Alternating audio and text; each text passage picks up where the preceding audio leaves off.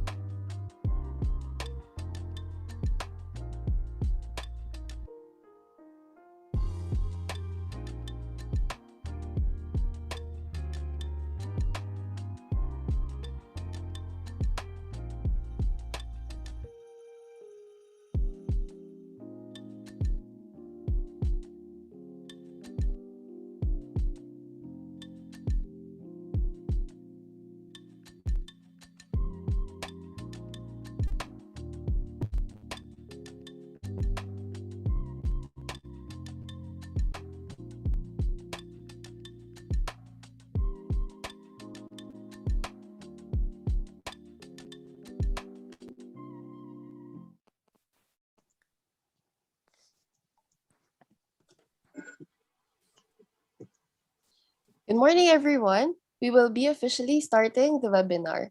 My name is Abigail Alvarado, but you can call me Abby, and I'll be one of your hosts in this morning. Hi, Luigi. How are you today? Morning, Audi. I'm doing great today, and I hope you're doing good as well. To everyone watching us, I'm Luigi Salian, and I'll be Abby's co-host for this event. I'm really excited to be here with you guys and to learn something new from our speaker. I'm also really excited about our topic today because we don't really encounter it in our introductory math and statistic courses. But I hear that it has many applications, especially in modeling. That's definitely something that we can use in our special problems or thesis. That's true, Abby. Actually, having an undergraduate seminar class like AMAT 199 doesn't only teach us skills in teamwork or event planning, but it's also an opportunity for us to hear from experts in related fields and learn new knowledge that supplements what is taught in our regular classes. I agree. And aside from us, I'm also sure that our audience is excited for this webinar. So without delaying it any further, we would like to welcome you to the AMAT 199X webinar, an introduction to Deming regression models. Special thanks to our professors, Mr. Jonathan Mamplata, Mr. Dylan Talabis, Ms. Eleanor Himida, and Mr. Alvin Buhat for helping us make this webinar possible. To formally start this program, may we call on Mr. Jonathan Mamplata to give his opening remarks.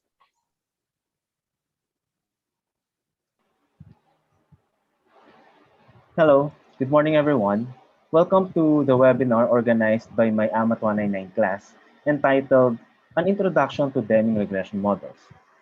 It is our pleasure that our speaker, Dr. Sankey, graced his precious time to be with us to deliver a talk which is very important and interesting and can be very useful in the conduct of research of our students. So, for all the members of the audience here in Zoom and YouTube, listen carefully to the talk because I am sure that you will learn a lot from this discussion. Again, thank you and have a good day, everyone. Before we introduce our speaker, we just want to know what some of our audience think when they hear the term Deming regression models. Let's see nga. How about Mr. Martin Menorca? How are you today, Mr. Martin Menorca? Is he here? Oh, I don't know if he has a mic. I think he can't hear me. Anyway, let's try it. Ayun, sabi niya he's good daw. Have you ever heard of the term Deming regression models?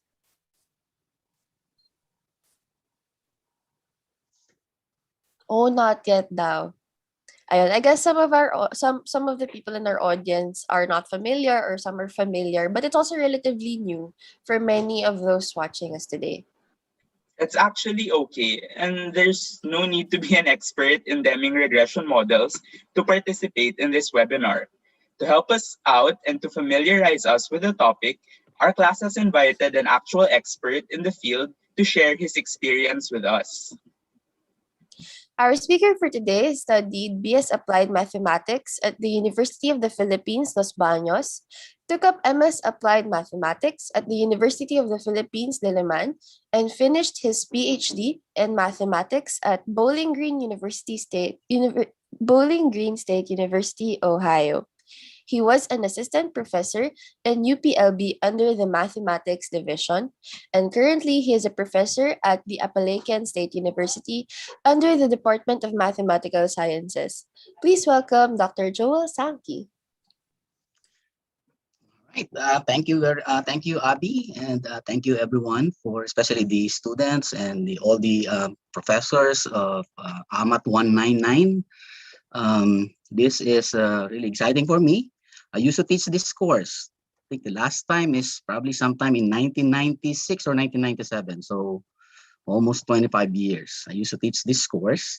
Yeah, I enjoy teaching this course, and when Abby contacted me about giving this talk, I immediately said, yeah, sure. I would love to discuss the research I'm doing, and then we kind of talk about what kind of topics what's appropriate for this, and knowing that this is a a senior, it's still a senior seminar class, right? For mostly for AMAT seniors, I think, yeah, introduction to regression models is appropriate. So hope you learn some.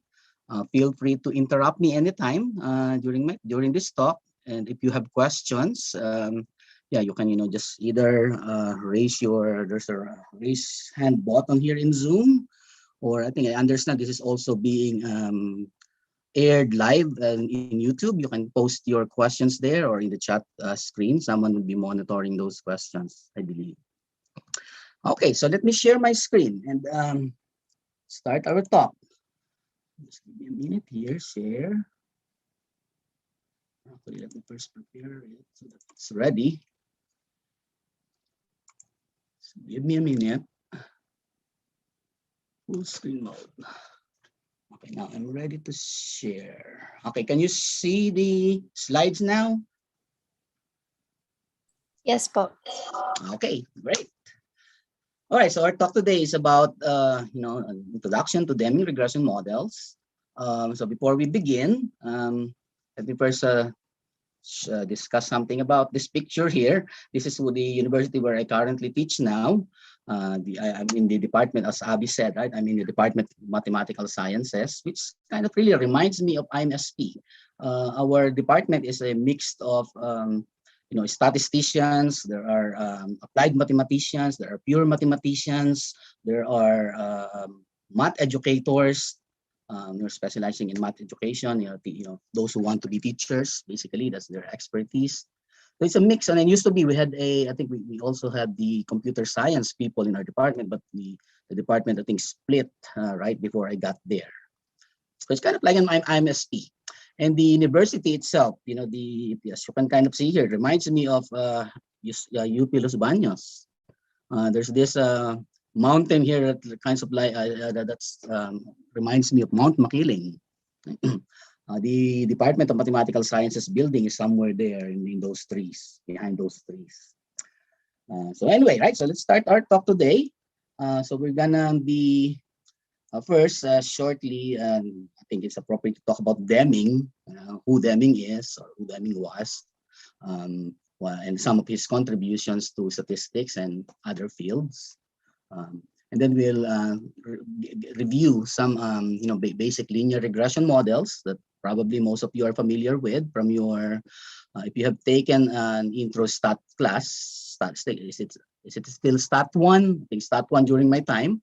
But if you have taken a stat one class, you have probably seen that, the basic regression model, right? So we'll review that a little bit. And then we'll go into the meat of the talk, which is really about these Deming regression models. How is it different from the basic linear regression models that we will talk about later? In particular, we're going to go into the details of the Deming regression models, like how the model is specified, and we'll spend some time talking about the estimation of the parameters. Then we'll move on to discuss some applications of this model. After which, we're going to talk about the research we're doing, or we have done. We've done some research related to Deming regression. We have two papers. One was already published, this paper on Q squared, and we just submitted this is under review. The second paper is under review. So we'll discuss this a little bit. We'll spend some time on the research that we've done, and the current and future research we're doing related to this area. And then we'll talk about some references that I use in this talk. And later on, we'll assign some time, right, for questions. Okay, so again, feel free to interrupt me anytime if there's a term that I use that you want immediate clarification, or put your question in the chat window, or in YouTube. Someone's monitoring. I think that's what Abby said. Okay. All right, so that's Deming, right? I found a picture of Deming in Wikipedia, right? So W. Edwards Deming, I think W stands for William, but he's known as W. Edwards. That's when you Google his name, that's what you will see. So William Edwards Deming, right? He's a man of many things. He's obviously a statistician, right? He's an engineer. and he's a professor, and he's also a management consultant. So among his many contributions in the field of statistics and management and other things, there are many things that this guy is really busy. He had so many contributions, but these are, I would say, the areas where he is really well known for. So the first one is in the area of statistical process control or statistical quality control in manufacturing. So he made some contributions there, important contributions. He was one of the main consultants in the rebuilding of Japan after World War II. You know what happened, right? During World War II, Japan was, really, destroyed. Not only not only physically, right, but their, infrastructures, and Japan had to rebuild, right, their economy and so on. So Deming was, instrumental in Japan rising after the ashes, so-called ashes of World War II. Because of his many contributions and in the area of quality management or quality control, there's a Deming Prize named after him, right, for total quality management, awarded to, I think, individuals and institutions who made significant contributions to quality control, quality management. He developed sampling methodologies still currently used, I believe, in the US Census, and forgot to put here, also in the Bureau of Labor Statistics here in the US. So the sampling methodologies were developed by, well, not all, but some. There are some sampling methodologies that apparently Deming helped develop. And he's also known as one of the first who investigated what are called errors in the variables, errors in variable models, errors in variables models, of which the Deming regression models are actually special cases. Well, so we'll go to the review, right? We'll briefly review a basic linear regression model. So I'm assuming all of you have taken Stat 1, right? Is it still a required course, Stat 1? Or is it a different course now? It's different. Still required to take a Stat class, right? For AMAT students. So yeah, I think I took my Stat 1 sometime in 1980, either 85 or 86, right? During my freshman year, I was batch 85 in LB. So I took Stat 1. First time I heard about regression, I think or maybe I had a Stat class in high school. I wasn't paying attention probably, but I remember my Stat professor, Miss Carrasco, I still remember her, introducing or discussing the basic linear regression model. I put models here because there are several. Probably you've seen one, right?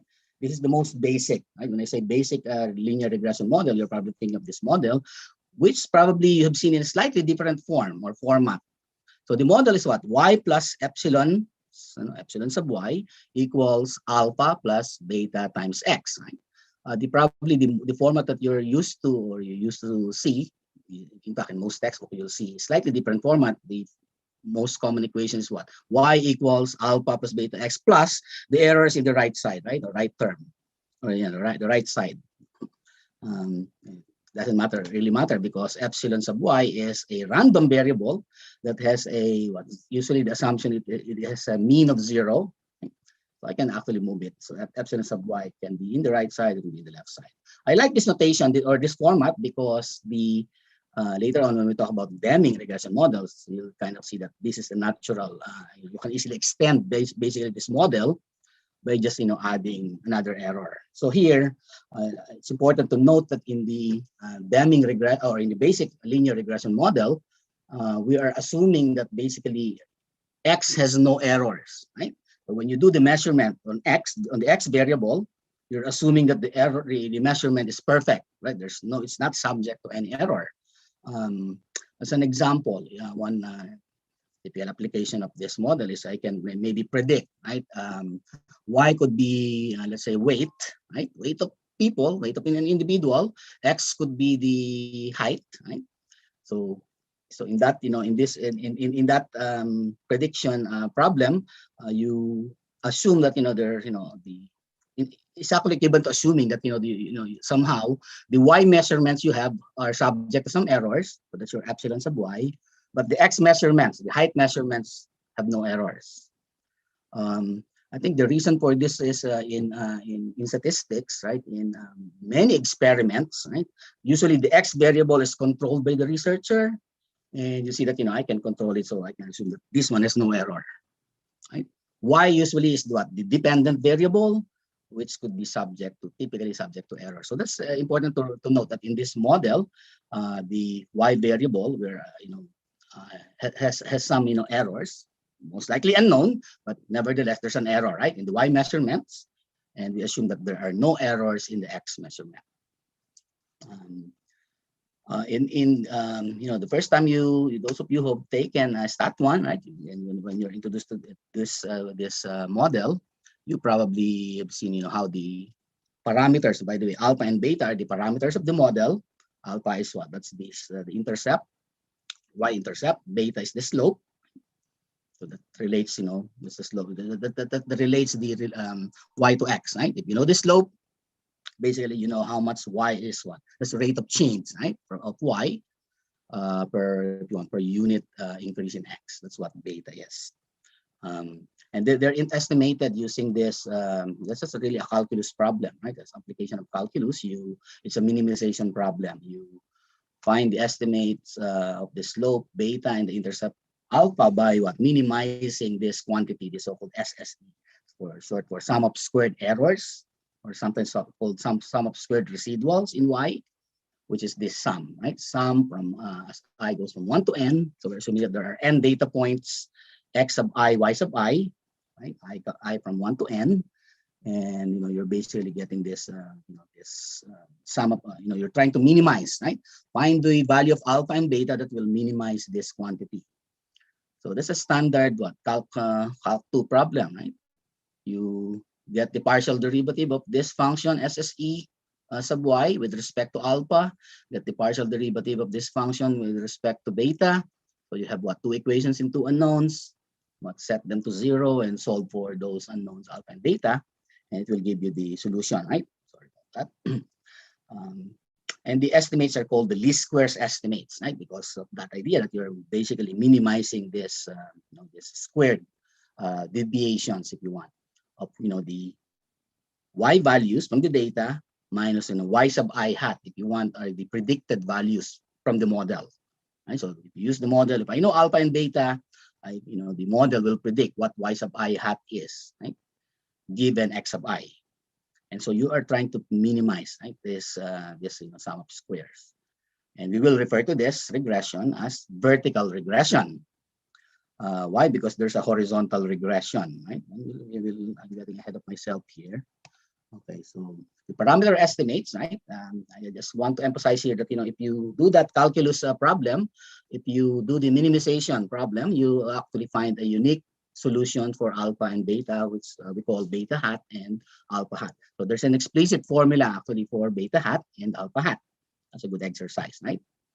So you can actually express that in terms of these 5 quantities. The solutions for alpha and beta can be expressed in terms of these 5 quantities. The the Pearson correlation coefficient R, the S are the S of Y and S of X are the standard deviations of your Y and X data, and your Y bar and X bar are the means of your Y data and X data respectively.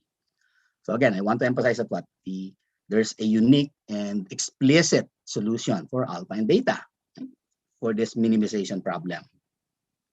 Okay, that will play an important role because later on when we talk about Deming regression, it turns out that there's also we can also find a unique and explicit solutions for the parameters of the model. All right, so again, I called it, as I said, we will call it vertical regression, right? Because visually or graphically, what's going on when you're doing when you're fitting or trying to find the so-called best fit line, right? The regression line in given a data set x sub I, y sub I. So given, for example, this red data points, that would be your x1, y1. This is your x2, y2. That's your x3, y3. This is your x4, y4. The problem is what? Finding the line that best fits the data is equivalent to what? Minimizing that sum of squared residuals is actually finding that what? Finding that equation of the line, finding the slope and the intercept, right, of that line that will give you the smallest sum of squared, vertical, distances from the line or from the point to the line. So you're getting those vertical distances, right? Those green line segments, right? What's the measure of those? So you're trying to. I can fit another line. I can draw another line here, right? And if this blue line is the best fit line, if that's the solution, then we are confident that any other line that you draw here will have a bigger, or at least, right, the sum of squared errors will be at least, bigger than, what you're gonna get from this. If this blue line is the best fit line.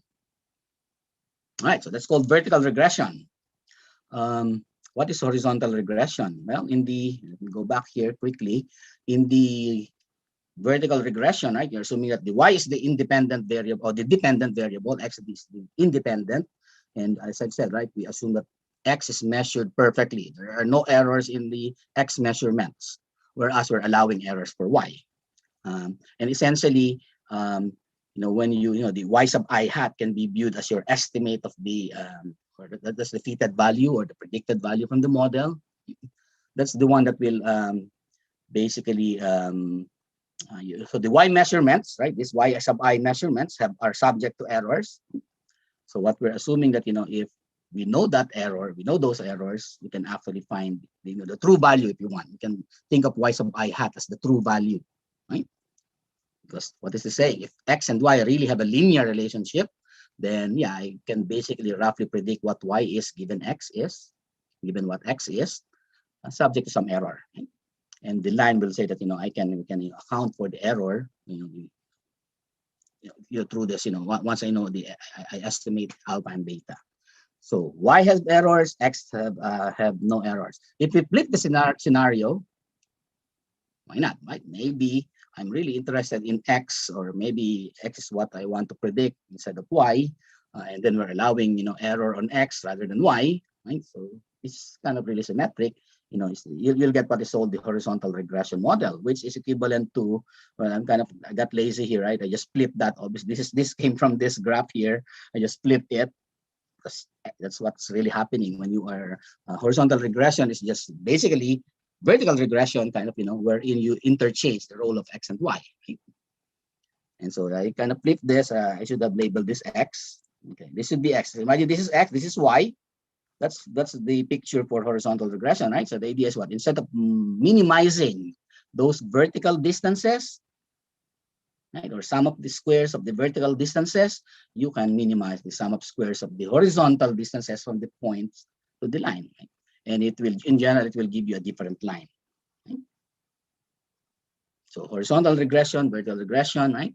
And the assumption in the horizontal regression is, again, you flip the assumptions also for the vertical regression. So you assume that x is measured with some error, now y is measured without error. All right, another basic regression, kind of an extension of this, is why not measure instead of the vertical distance or horizontal distance from the point to the line, you can minimize the orthogonal or perpendicular distance, which is your usual distance, regular distance from a point to a line. Right? You can find the perpendicular, perpendicular line segment. Find the length of that. Try to minimize again the sum of squares. So that in the literature is called orthogonal regression, and which is actually in a way, kind of a motivation for Deming regression. Deming actually started with studying a vertical regression by first studying orthogonal regression. Deming, in fact, or Deming regression can be viewed as a generalization of orthogonal regression. So in orthogonal regression, we assume that both y and x are subject to some error. Right? So there's some errors associated with x and y, and I think you assume that the variance, the ratio of the variances of those errors are equal. So that's how you do kind of the orthogonal regression. And Deming, Deming's idea is, okay, if I can measure vertically, horizontally, or perpendicular distance from a point to this line, you can actually measure it with any angle, right? So imagine I can draw a line segment from this point, not vertical, not horizontal, not perpendicular. I can arbitrary measure, right? And define that's my distance. So you can define a distance measure with, by, and you can, I think, index it by a parameter called, usually called lambda. So lambda will basically determine the angle. Like, we'll see later. I think if lambda is 1, that's your orthogonal regression. If lambda is, I think, 0, that corresponds to vertical regression. Lambda is infinite, will correspond to horizontal regression. So usually it's a range of values from 0 to infinity, right? For that parameter lambda, which we're gonna see in a minute, what actually that lambda is, as I said, it's a ratio of the variances of x, of the errors in x and errors in y. Right? So it's a continuous. So you can kind of see that, Deming's idea is, okay, if that lambda, right, kind of determines the regression model. So lambda is 0 is the vertical, lambda is equals 1 is the orthogonal regression, lambda is infinite is the horizontal regression. So some other value of lambda will correspond to some kind of regression, right? Different regression. And that's what, became the Deming regression model. So the idea is really simple. Okay, so I think, okay, that's the kind of the picture that just to kind of summarize here, those 3 basic regressions, right? The vertical regression, horizontal regression, and orthogonal regression, right? Basically can be extended. So that's Deming's main idea is, I can measure distance from a point to a line vertically, horizontally, or perpendicularly. Who can, I can also measure it whatever, with whatever angle I want, right? From this point, I can measure it. I can draw a line segment with some angle, not perpendicular maybe, or not vertical, not horizontal. And that's in a nutshell is what Deming regression is. Okay. All right, so that's basically the model specification, as you can kind of see, right? This is just your vertical regression, except that now we're saying that, we're we're allowing X to also have some measurement error. So in this model, we assume that lambda, and that's what the parameter lambda I was talking about earlier, right? So this parameter, which is the ratio of the variances of the errors in X divided by the variance in Y, of the errors in Y, we assume that this is known. In many applications, maybe you know about the variable X, you know about the variable Y, maybe you have an idea of how the precision of those, how those variables are measured. So in practice, you will have some idea of what the variances are. Maybe not the magnitude, but the ratio of the variances. And as I've said earlier, right, you see that this is the special cases of this model. If lambda is 0, see what happens if lambda is 0. This is equivalent to saying that what? There's no lambda is 0 when the variance of epsilon sub x is 0. That means there's no. It's equivalent to assuming that there's no error in x, right? No variation in the in epsilon, right? In epsilon sub x means there's no error in x. You can interpret it that way. So if there's no error in x, but there's error in y, right? Then you're back to the vertical regression model. And if you flip it, if there's no error in y, but there's an error in x, this becomes the horizontal regression model. And if lambda is 1, if the ratio of the variance of the errors of x and the variance of the errors in y are is actually equal to 1, then you're back to the orthogonal regression. And so then he was able to generalize basically, right, those basic regression models through just by introducing this this parameter lambda, right? And as you can kind of see, right, even the estimation of the parameters is straightforward, same thing, right? But you have to introduce that lambda, right? There's this lambda, that's the only thing, and so the quantity SSE, indexed by lambda, is this sum of squares, right? So basically, this is a distance measure if you want. Okay, let me go back quickly there to the vertical regression, the SSE thing, right? Oops, the SSE is this quantity here, right? The SSE sub y is basically a distance, right? You're getting you're minimizing the vertical distance, right, from the point to the line, right? And the squares of the vertical distance. So your distance measure is this SSEY or SSE sub y. For the horizontal regression, I think the one you're minimizing the distance measure is what? X sub I. I'll just replace y by x. X sub I minus x sub I hat squared. For orthogonal regression, you're minimizing what? The perpendicular distance, which is what? X sub I minus x sub I hat squared plus y sub I minus y sub I hat squared. Right, so those are the distance measures, right? In this vertical distance, horizontal, and perpendicular distance. You can measure the distance from a point to a line in those three ways. But Deming said, no, you actually have an infinite number of ways of measuring the distance from a point to a line. And by defining this quantity, right, that's a distance measure that basically Deming defined, right? So if you define the distance by this quantity, then if you know lambda, right, getting the estimates of the parameters of the Deming model is equivalent to what is minimizing this quantity. So again, this is a Calc2 problem, right? Minimization problem. You get the partial derivative with respect to what? A lambda. You get the partial derivative of this quantity with respect to b lambda. Again, set to 0. But actually, it's a little bit more complicated than that.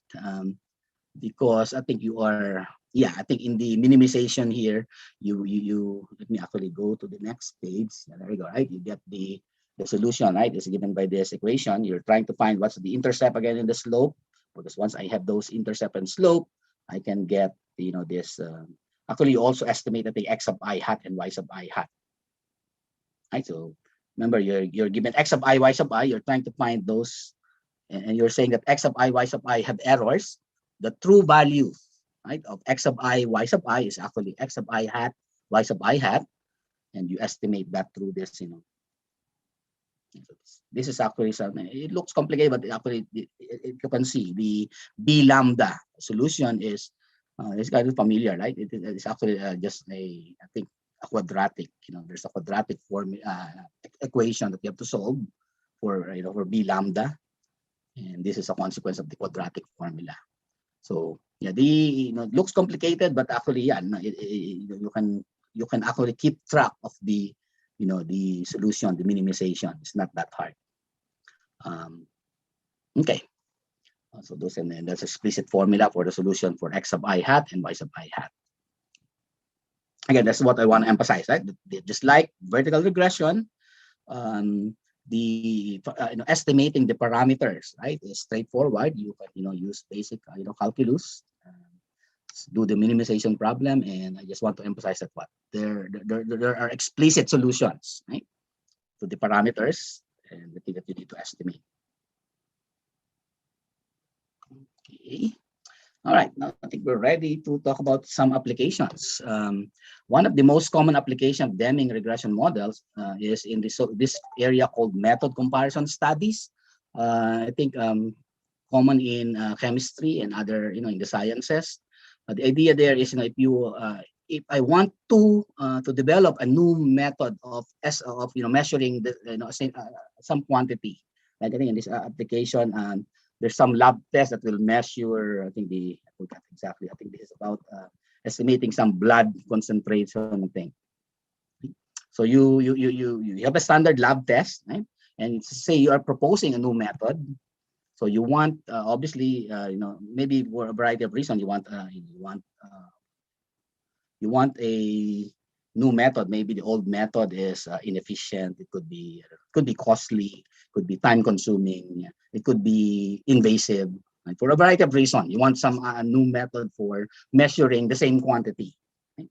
And so in this scenario, so if you put the old method as your x variable and the new method, the measurements from the new method as your y variable, then it's natural to assume that there will be errors for both x and y. So the usual regression is not the appropriate model because both x and y here, right, have errors, right? So you can, so that line there is the Deming regression line, not the usual, vertical regression line or horizontal or orthogonal.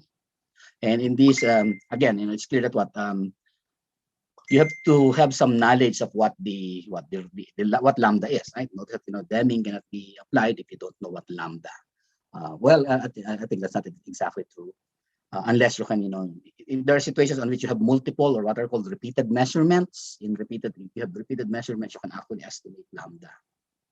Right? So if lambda is not known, you have to have some repeated measurements, and you can estimate lambda from the data. Another application, which is fairly recent, this is from this paper by my colleagues. They're actually my colleagues, Michael Bose, Eric Marland. Michael Bose is a mathematical educator. Eric Marland is a mathematical biologist, the current chair of our department. Gregory Rhodes is a pure mathematician. I think his expertise is in complex analysis. And Michael Rudziewicz is one of our students, a grad student. So they had this paper, I think that was published in Chance magazine in 2016, I think. So anyway, so what's the application? So they're actually the first one who got me into this, or this is the reason why I got I got interested in Deming regression. So I saw their paper, I read their paper, and so that's an interesting application, right? In searching for the black box when an airplane crashes. During an airplane crash, see, go to the next page here, right? So you have the debris, right? The debris are those points in an airplane crash. So if you're searching for a black box, you want to probably, it's good if I can, maybe I can get an aerial picture of the, debris. I can plot them, and I can get this, I can get this regression line. The problem is there's no natural coordinate system, right? What's your x-axis? What's your y-axis? I can, and what they notice is this measure, this R squared is the standard measure of goodness of fit, right? And some people mistakenly think of that's a measure of linearity. Well, they show that actually no, R squared is not a measure of linearity, because look at this picture here. What are they doing? They're just rotating either rotate the data or rotate the coordinate axis, right? So depending on how you rotate the data, notice that R squared will vary, right? The regression line also, of course, will change as you rotate the data. So they observe that R squared is not rotation invariant. So it cannot be a measure of linearity, right? Because this is kind of saying what 0.6 something, 0.7 is a decent value for R squared, indicating that there's some data is kind of linear. But this one, right? It's the same data basically that you just rotated, and the R squared value is very low. So that's that's their application. They said that so rather than using vertical, I think they use the regular regression here, vertical regression. So they observe that if you do orthogonal regression, notice that when you do orthogonal regression, the regression line will kind of stay close to where most of the debris are, right?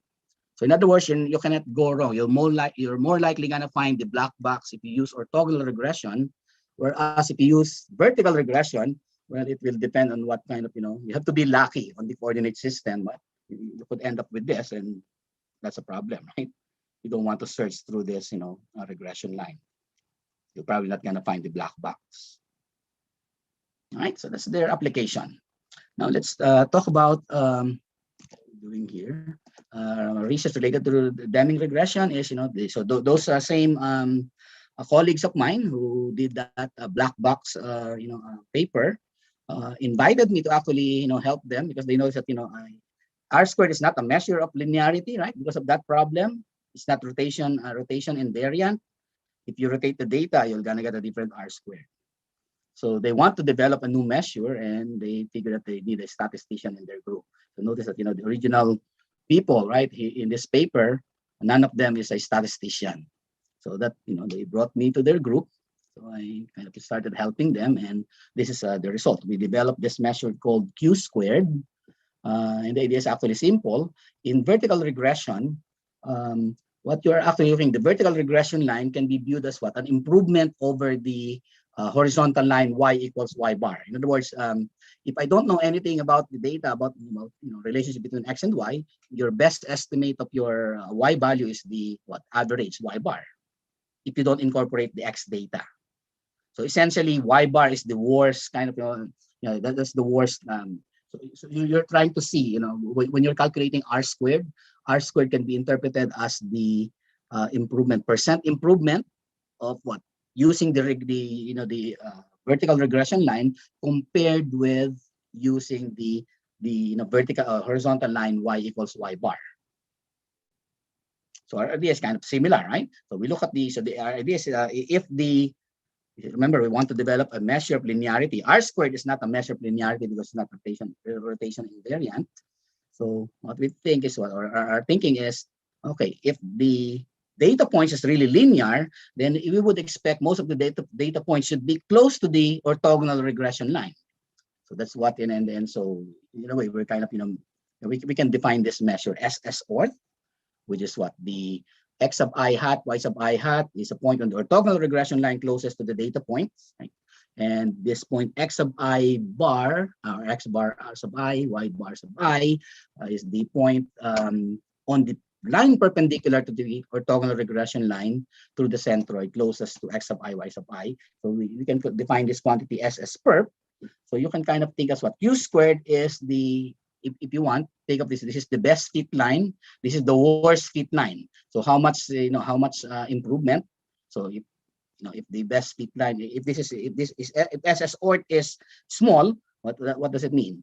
Most of the points are near the orthogonal line. Right? They're really linear. The data is really linear, so you'll get a small value here. So you'll get a q squared of about 1. So that's kind of the idea. So in a way, this is just really an extension of the R squared, because R squared is, R squared is can be viewed, as I've said, as a measure of improvement of using the regression line compared with the horizontal line y equals y bar. This one is you're measuring the improvement of using the vertical or the orthogonal regression line compared with the line perpendicular to the orthogonal regression line, which is actually the worst fit line, right? If most of the points are, if the data points are linear, I would expect there should be close to the orthogonal regression line. And so therefore the line perpendicular to the orthogonal regression line is the worst line. Okay, so this measure is shown is this kind of the picture, if you want, or I have that point, I can get that. This is the blue line is the orthogonal regression line, and the green is the line perpendicular to the orthogonal regression line. And so q squared can be defined in terms of the those distances. And we've shown that q squared satisfy the property of common property of r squared, like r squared is known to be between 0 and 1, so is q squared. And in terms of the interpretation, it's kind of carry over the usual interpretation for r squared, right? R squared value close to 0, q squared value close to 0 tells you that the line or the points are probably not linear. And q squared equals 1 will tell you that the points are probably linear. But the important contribution is this property number 4, that q squared we've shown is rotationally invariant. So no matter how you rotate the data, you'll get the same q squared. Whereas remember, r squared will change depending on your rotation. Okay, the next application or paper related to this is this measure. We thought of the issue of what r squared is technically the measure that is used for vertical or horizontal regression, but we didn't find any measure for orthogonal regression or for Deming. There's no r squared measure for Deming regression, and even for orthogonal regression. Orthogonal regression is a special case. So we developed this new measure we called r squared g, right? It's a generalized r squared for Deming regression. By defining this, it took us I think about a year, more than a year, to finally come up with a formula that we're happy. So it turns out that this is the right one that we will achieve, properties that we want.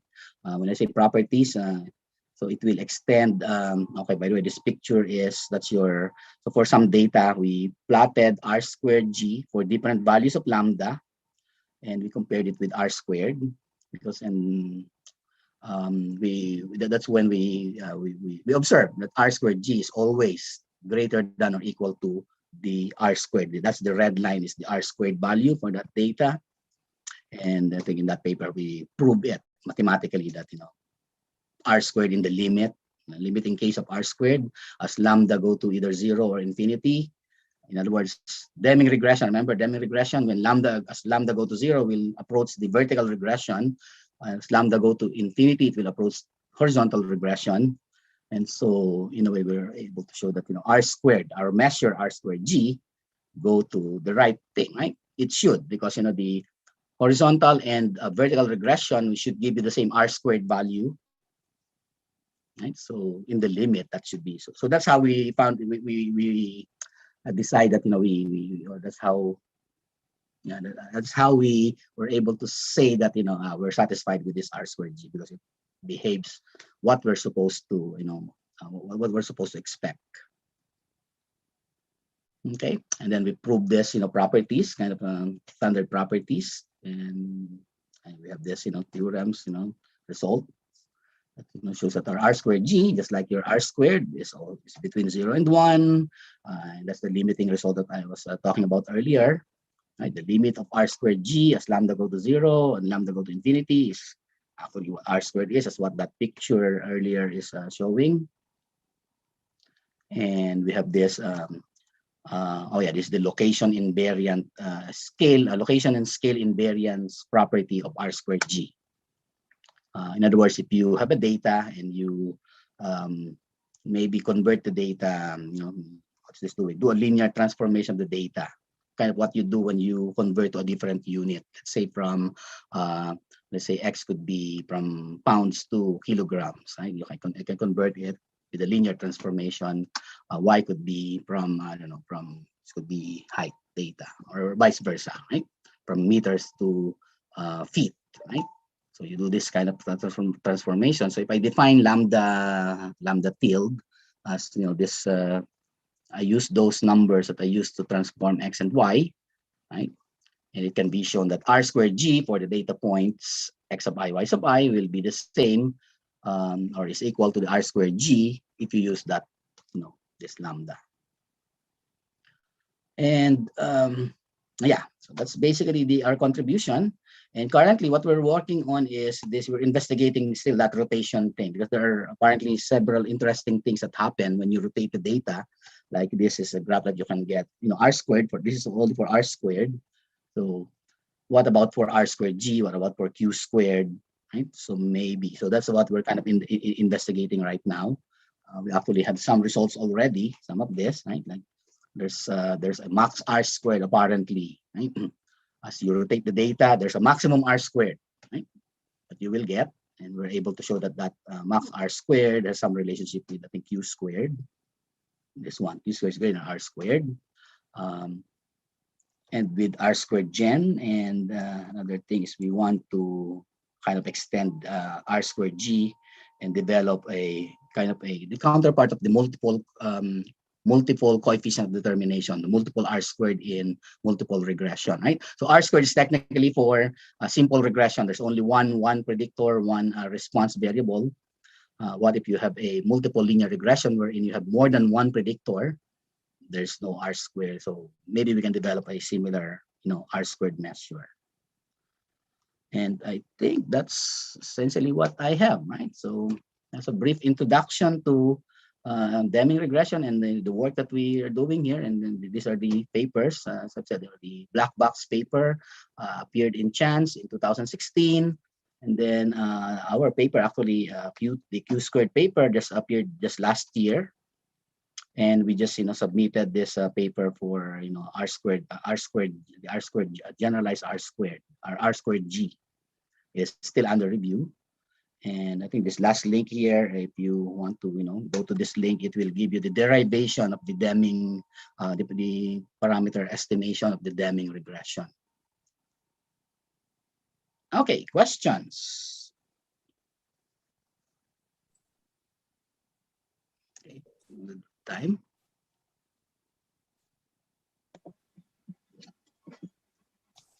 Anyone have any question on anything on this, what we talk about today?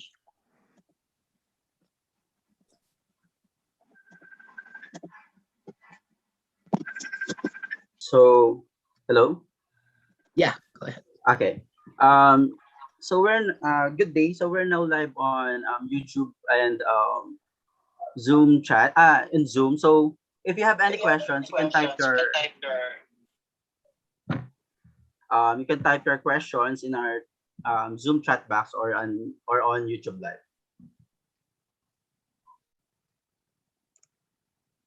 Okay, Okay. I see that there's a question here from Kat. Okay, he said, what assumptions are needed to be satisfied for conducting Deming regression analysis? That's a good question, right? So you know that for basic linear regression or even for multiple linear regression, you test. Normally, you do this, test for what linearity. Obviously, you want to look at the data. The data really linear enough. If it's not linear, there's no point of doing Deming regression, right? So linearity is one, and normality is a common assumption, right? For the basic, linear or horizontal and vertical regression model, you assume that what the errors are assumed to be normally distributed so that you can do inference, I think, on the parameters. So that's required, right? If you want to do inference like hypothesis testing on the alpha and beta parameters, or you want to do confidence interval estimation, you have to assume that the data are normally distributed.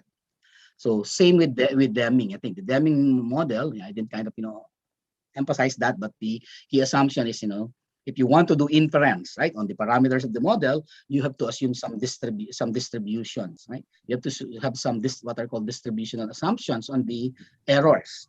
And the most common is what? Normal distribution. So you assume the epsilon sub y and the epsilon sub x are normally distributed. How do you test that? You look at your data. The data must be normally distributed, right? Your x data, your y data must be normally distributed if you want to do inference based on this based on this based on this distribution assumption. So normality is one assumption, right? Independence also is clearly an assumption. You assume that the data are independent, right? x1 y1 is independent of x2 y2, independent of x3 y3 and so on. So the data are independent. That's another assumption. I think the constant variance assumption in the linear regression, the basic linear regression, is also needed, right? If you want to again do, inference on the model parameters. So that's a very good question, Kat. So you can do what residual analysis, kind of like residual diagnostics, like in the usual regression, to test those assumptions.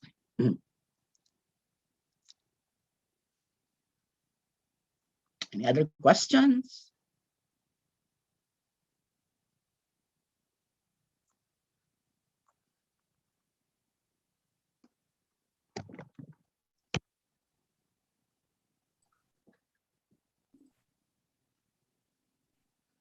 You're welcome, Kat.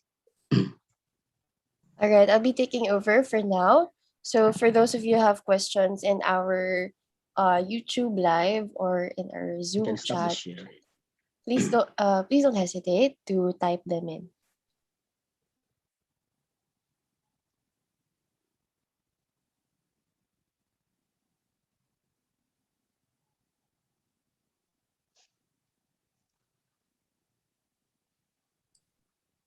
You cannot see the YouTube thing, right? So if there are questions, they just relay it to me.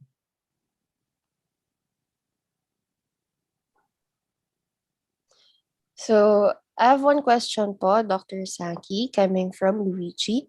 Does the model provide a way for finding the optimal angle of the residuals? If yes, what characteristics do they have? And if none, how do we estimate these? So those are very good questions. And the first one is if there's an angle, optimal angle. Yeah, we're actually kind of investigating that kind of relation with it. But there must be some the thing is when you do the Deming regression, when you implement it, I try to find it. You're actually assuming that that lambda is actually given to the data. That's actually known. Right? So in a way, you don't really you have no control over lambda in some sense because that's defined by the data.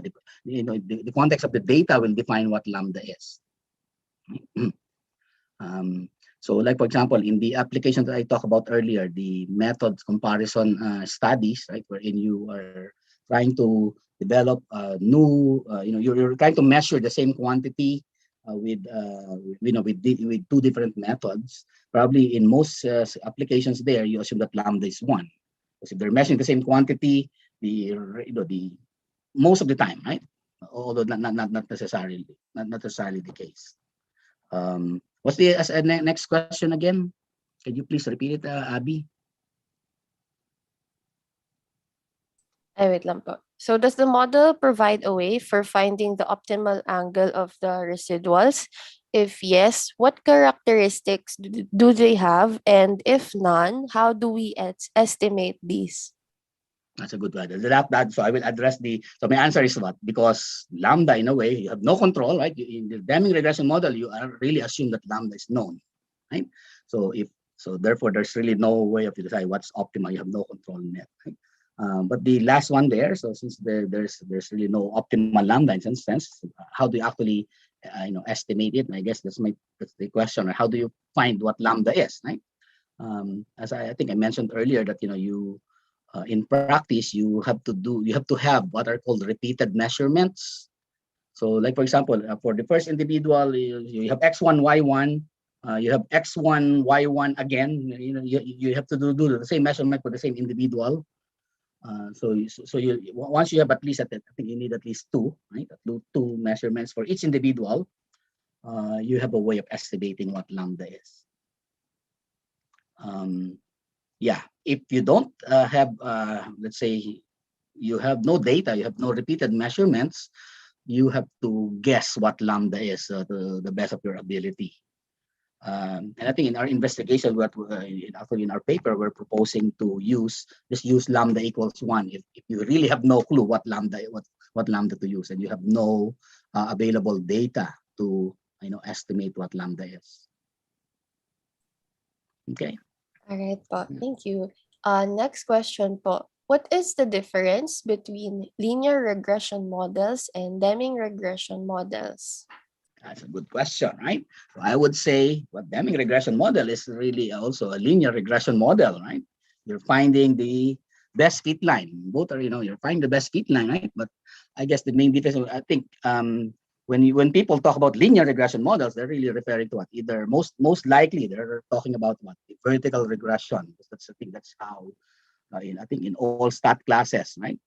You were introduced the vertical regression, really, right? So that's what most people think when they say linear regression model, right?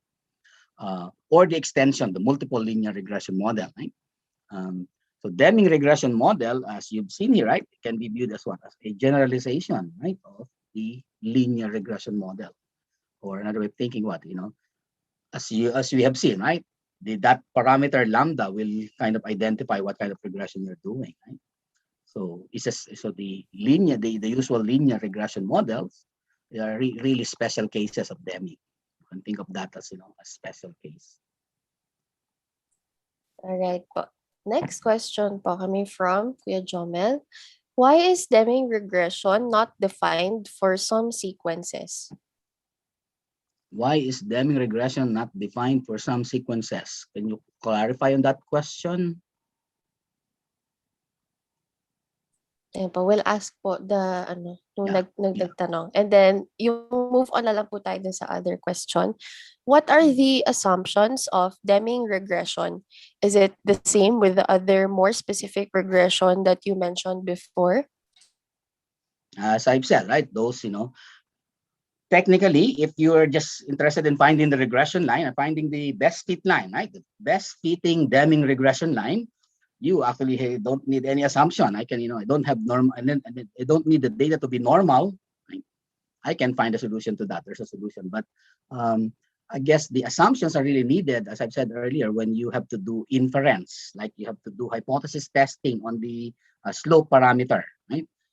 Typically, you want to test is the slope 0 or not, or you want to do confidence interval estimation. You need you cannot well, you can also use what are called non-parametric methods to obtain confidence intervals. Like you could do bootstrapping. There are alternatives, of course, but typically, normally, the standard inference method, right, for estimating and confidence intervals would assume or would require that there are some distributional assumptions like normality. And the other, so to as a short answer, yes, those same assumptions are typically, for the basic regression models are also needed, I think, for if you want to do inference, right, with the Deming regression. Okay po. Next question po from Kyle. Are there any applications of Deming regression in battling the COVID-19 pandemic? That's a very good question. That's a very good question. Um, I would say the in general, you can do a method comparison studies, right? I could have one method for determining, I don't know, what do you measure in COVID? Some measurement related to COVID, right? And you could have another, so you can develop a new method based on, so maybe how about the test, right? There are different tests for so someone could develop a new method, right, for testing whether you have the disease or not, right? And maybe improve on the existing tests, right? So I would imagine you could apply Deming regression there, right? And what you're interested is, the interest is you want to, you want the new method to be what? Correlated with the old method, right? Somehow. You want both of them, for example, to detect, to say yes, or yeah, you have the disease, or both of them will say no, right? So there should be a correlation between the two methods, right? And so the measurements on one method should correlate with the measurements of the other method. And I think in that scenario, it's natural to, in methods comparison studies that we talked about earlier, you assume that both X and Y have what? Errors, right? So you cannot use the usual regression model. Right? Use the basic regression model because of the basic regression model, remember, assumes there are no errors in the X variable, right? Or the Y variable, if you flip that.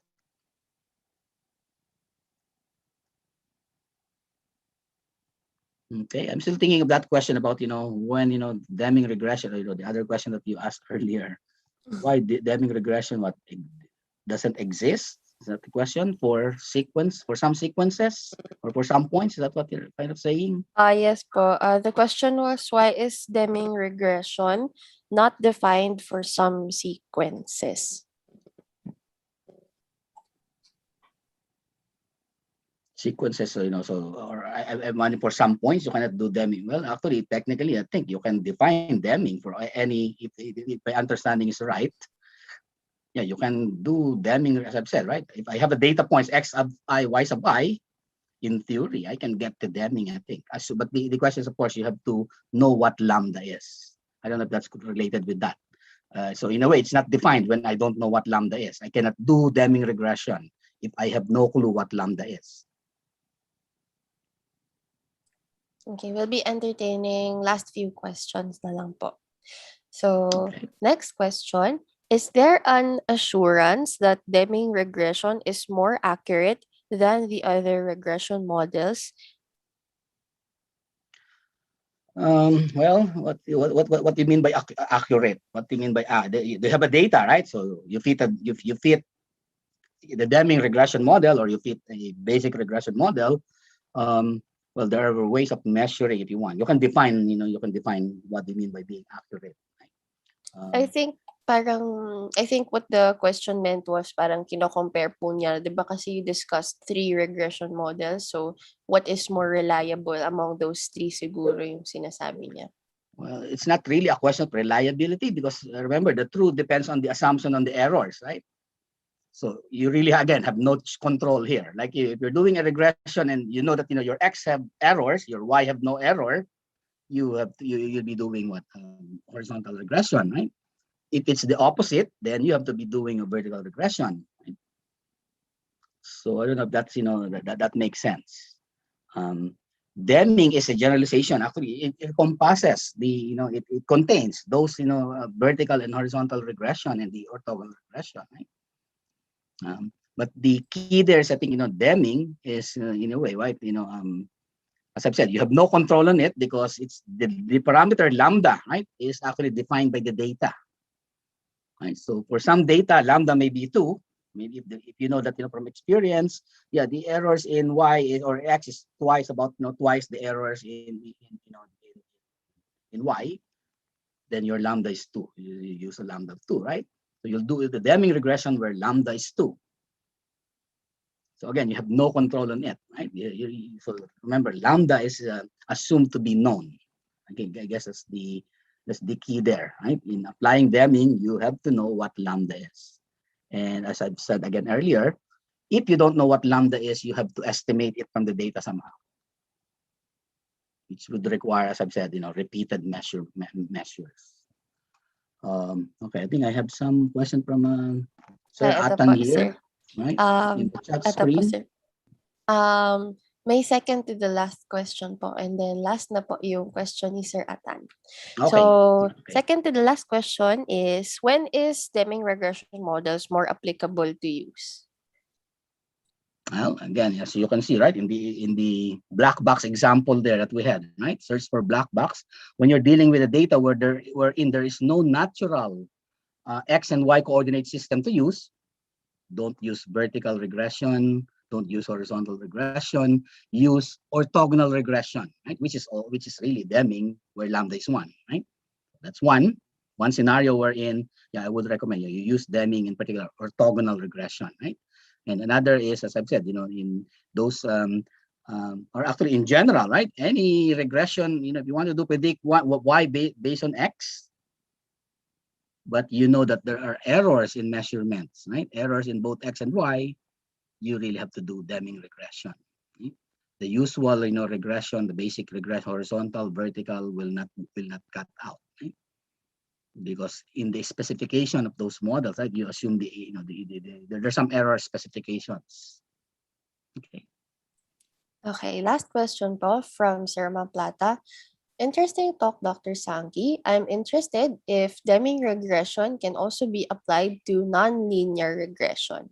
That's a very good point. We haven't actually explored this one. This is actually, I think, an open research topic.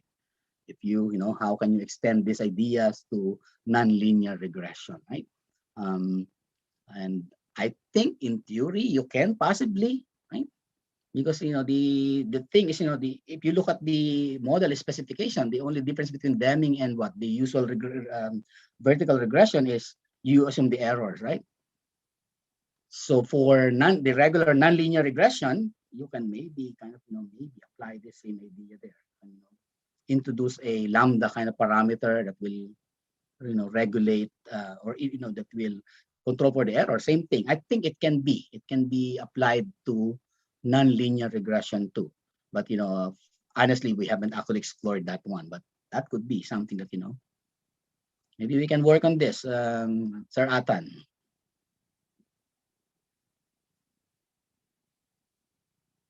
Ay, meron pa po palang pahabol.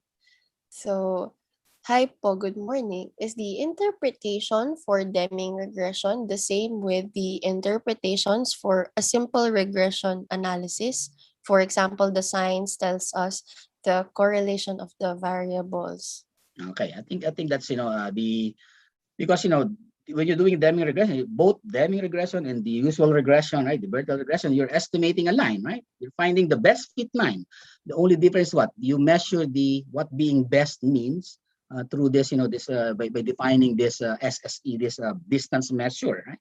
So interpreting, I think the interpretation is the same. The slope is still the slope, right? Still tells you how Y relates to X, how much, what's the rate of change of Y with respect to X, right?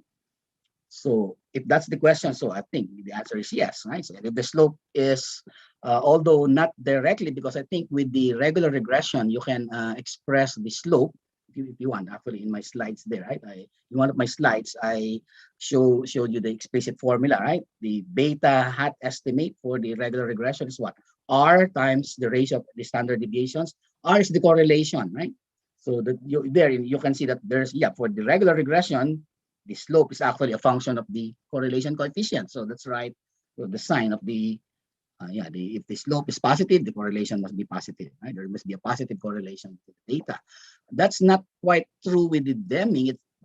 Again, we haven't explored this, but is there a relationship between, or actually there is. We have a formula for, well, not the, I think it's in our R squared, our generalized R squared. If you base it on that one, we can express our generalized R squared as a function of R squared, which of course R squared is a function of the correlation. I think there is a relationship too, but we haven't kind of explored it. How how the the estimates of the let's say the slope relates to the correlation coefficient R. But I think there is. Now, that's a good question. That's something that uh, can you? I guess Kat's question is right. That's a very good question, right? Can you similarly say that there's a positive correlation if alpha or if beta is positive in the or the estimate of beta is positive, or can you say that there's negative correlation if beta is because that's true for certainly true for the usual vertical regression. We haven't the answer is we haven't looked at that honestly, but possibly that's an interesting question to explore. As I've said, there are actually many Deming regression. You're right; it's fairly recent compared to other methods out there, right? The usual vertical regression has been around for more than 100 years. I'm pretty sure, almost I think 200 years at least. During time of Gauss, I think is one of the first people who investigated the usual regression. But Deming is obviously more recent, right? So there are many other open areas to explore here. That I can tell, right? Okay po. So that's it for our Q&A portion. I hope we have accommodated all your questions. For those who still have questions, don't hesitate to approach any AMAT 199X student and we'll forward your questions to Dr. Sankey. So let's get back to the program, Luigi. Okay, thank you very much. Thank you, sir. Thank you for enlightening us rather on the subject matter, Dr. Joel. That was a very interesting talk. I really like how for this type of regression we considered errors and the X values, especially in our introductory stat courses. We often think that whenever we have a data set, that's really it, or those are the true values. So it's so interesting because it's a more detailed way of looking into our data set, and we've been able to extend it to yes sir, if tama po yung interpretation. So we were able to find a generalization to it, which is really what we want to do in math. So that's so interesting to me. And what about you, Abby? What did you like about the talk? I remember seeing some of the expressions in my Stat 1 course. I didn't take higher stat kasi. And I never really paid attention to them because I found it so hard to understand. But actually, ngayon pala, I just realized that it's kind of easy lang pala. It's very basic. They're actually very similar lang. Iba-iba lang yung interpretation, yung sa lambda thing. So, ayun. I wish I listened better in my Stat 1 course. But I'm glad that I got to refresh my stat knowledge. I hope all of your questions have been answered and you've learned something from Dr. Joel today. All right, and to show our gratitude to Dr. Sankey, AMAT 199X presents this certificate of appreciation to Dr. Joel Sankey for sharing his knowledge during the webinar An Introduction to Deming Regression Models, given this Monday, 31st of May, 2021, signed by our class leader, Katrina Dayao, and the AMAT 199 faculty in charge, Mr. Jonathan Mamplata. Thank you everyone. Yeah, thank you guys, and thank you for having me. I had fun. I miss teaching this class. And if there are questions, yeah, just forward it to them. They, I can, or actually I didn't give you my email. Right? You could email me. You could find, my email is Sankey. That's my last name, right? Sankey, JAT@upstate.edu. So you can, if you want, you can directly email me if you have questions, related to this talk or anything about statistics in general. That's. Thank you, sir, for being very accommodating with us. So I hope we all take the opportunity to reach out to Dr. Sankey, especially for those taking their special problems and theses. So our participants also get the certificate today. Please stay for a while for the announcement regarding that. And before anything else, to formally end this program, may we call on Kat Dayaw for her closing remarks.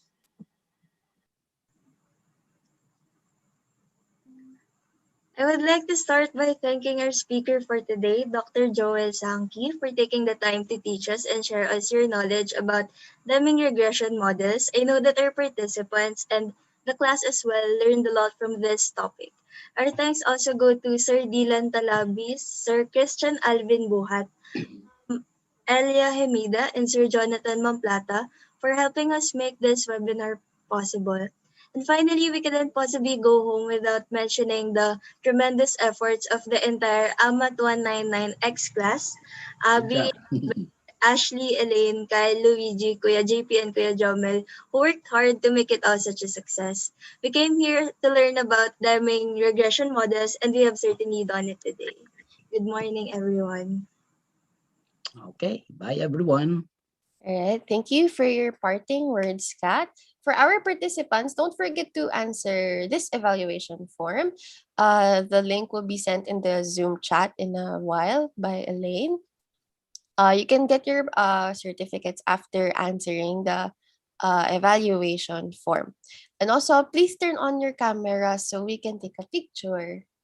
Ayan. Yes. Paano? Stop share muna, Kyle. Yay, ayan. Okay. Ay, wait lang. Full screen. Ayan, okay po. Okay, smile kayo Ayan, 1, 2, 3. Yan, okay na po. Right. Thank you everyone for gracing today's webinar. Special thanks again to our professors, Mr. Jonathan Mamplata, Mr. Dylan Talabis, Ms. Elia Hemida, and Mr. Alvin Buhat for making this webinar possible. Thank you also to Dr. Joel Sankey. Once again, I'm Luigi Salian. And I'm Abby Alvarado, your host for An introduction to Deming regression models. Thank you everyone and good morning. Okay, bye.